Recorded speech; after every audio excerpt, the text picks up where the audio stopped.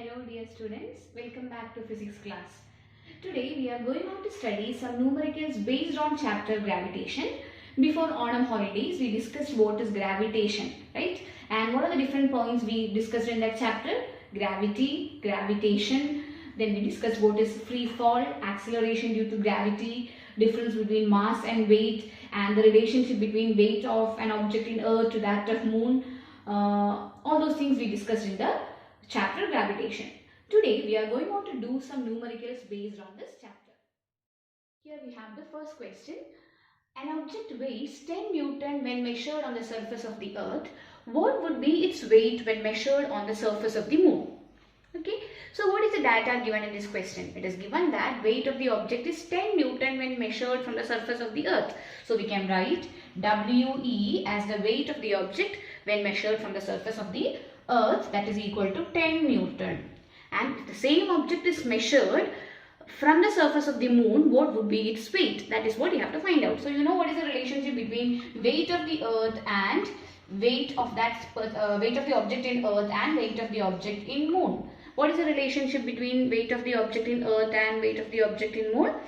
Weight of the object in moon is equal to 1/6 the weight of the object in earth.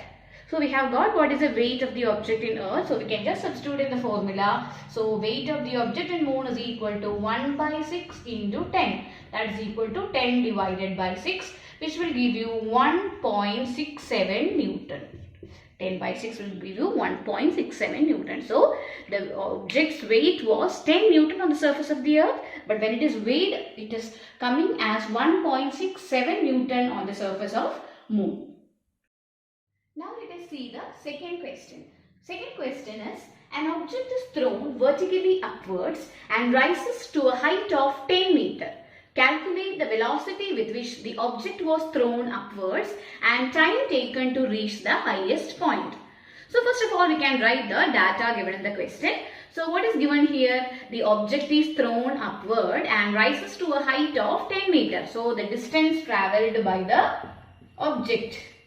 Distance travelled by the object, which is represented by S, is equal to 10 meter. And it is said that object is thrown upward. So at the maximum height, what will be its velocity? You know that whenever an object is thrown upward, at the maximum height, it will be having velocity equal to 0. So we can write final velocity.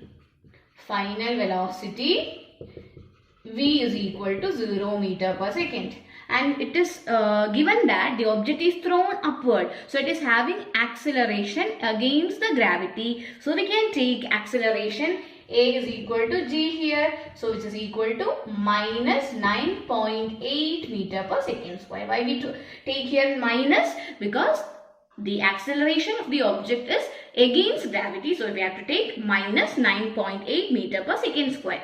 Now we shall calculate what is the velocity with which the object was thrown upward and the time taken. So what is the expression having the relationship between V, U, A and S? You know that according to the equation of motion, V square minus U square is equal to 2GS, because the object is thrown upward, right? So instead of A, you can write G. And so by substituting, you will be getting the answer 0 square minus, what is U? You don't know. So writing there. Then 2 into minus 9.8 into S is 10. So what is coming here? 0 minus U square is equal to 2 into 9.8 into 10. So you will be getting the answer 2 into minus 98. So what will be 98 into 2? It is 196. So minus 196 is minus U square. This minus and minus will be getting cancelled. So you will be getting the answer U square is equal to 196. So U will be equal to root 196, that is equal to 14 meter per second. So we got what is the initial velocity with which the object was thrown upward. Now let us do what is the time taken to reach the highest point. So how we can find out the value for that? You can just use the first equation of motion, that is V is equal to U plus AT. From there you can get T is equal to V minus U by A. So what will be coming? What is V? V is 0 minus U is 14 divided by minus 9.8. So minus 14 divided by minus 9.8 to be 1.43 second. 1.43 second. Next question, we have what happens to the force of attraction between two objects if mass of one object is doubled and the distance between both the objects is doubled and tripled. So first we can write what is the expression for force of gravitation between any two objects. You know that F is equal to G m1 m2 by d square, where d is the distance between the two objects, m1 and m2 are the masses of two objects having this force of attraction. So if you take this as F1, that is initially this was the force of gravitation between two objects. Now what will happen to the force of attraction between these two objects if mass of one object is doubled? You know that if mass changes, definitely the force of attraction between the two objects will be changing. So how it will be changing, we will see. We can take m1 is the mass that changed to double the one. So m1 changes to 2 m1. Now new f can be written as f2 is equal to g. m1 changes to 2 times m1, m2 divided by d square, because no change happened to m2 or d, that is distance. So it will be coming 2g m1 m2 by d square.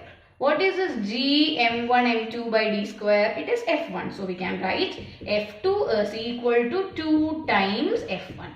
So how is the change happened to the force of attraction between two objects when mass of one object is doubled? When mass of one object is doubled, force becomes twice the initial force. Okay. Now we can move on to the second part of the question, where you have to find out what will happen to the force of attraction between two objects if the distance between both the objects is doubled and tripled. So first we can see what will happen if the force of attraction between two objects when distance between them is doubled. Okay. So first we can write what is F1 is equal to G m1 m2 by d square. When d changes to 2d, new f we can write it as f2 is equal to what? G m1 m2 divided by 2d whole square, because d changed to 2d. So d square should be changed to 2d square. So what will be coming? G m1 m2 divided by 2 square 4. So 4d square. So it can be written as f2 is equal to g m1 m2 divided by d square is what? f1. So we can write 1 by 4 times f1, because this is f1. So f2 is equal to 1 by 4 times f1, that is f1 divided by 4. So what happened to the force of attraction between two objects when distance between them is doubled? That will be decreasing, because distance and force of gravitation is inversely proportional, right? Now we can see what will happen when both the objects distance between both the objects are tripled. So we can write d changes to 3d. So what will happen to f2, new f2, that new force, that is f2 equal to g m1 m2 divided by 3d whole square, because d changes to 3 times the d. So it will be coming g m1 m2 by 9d square. So what will be the relationship between the initial force and the force which changed when the distance between them is tripled? That can be written as F2 is equal to 1 by 9 times F1.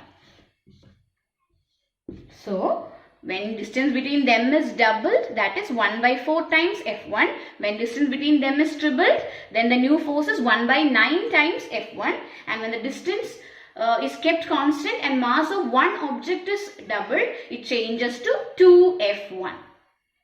Next question. A stone is thrown vertically upward with an initial velocity of 40 meter per second. Taking g is equal to 10 meter per second square, find the maximum height reached by the stone. What is the net displacement and distance travelled?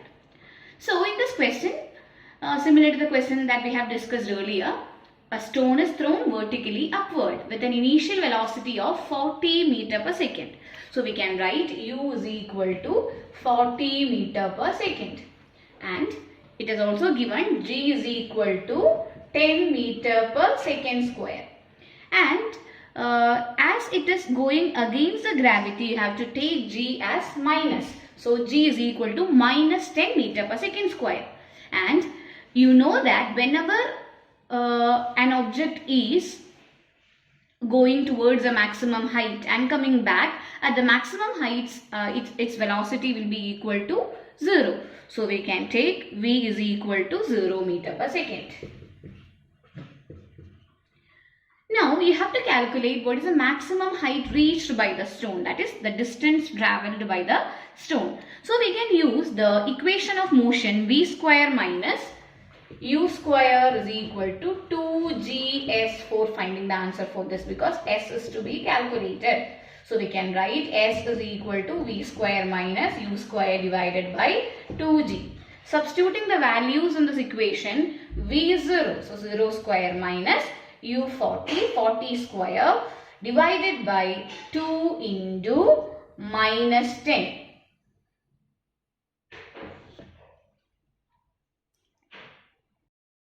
So s is equal to, we can write 0 square is 0 minus 40 square. So what is 40 square? 1600 divided by minus 20. This minus and minus will be getting cancelled.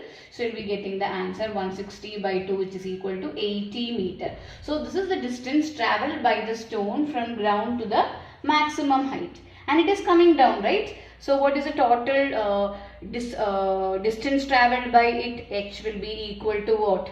S plus S, that is equal to 80 plus 80, which gives you 160 meter.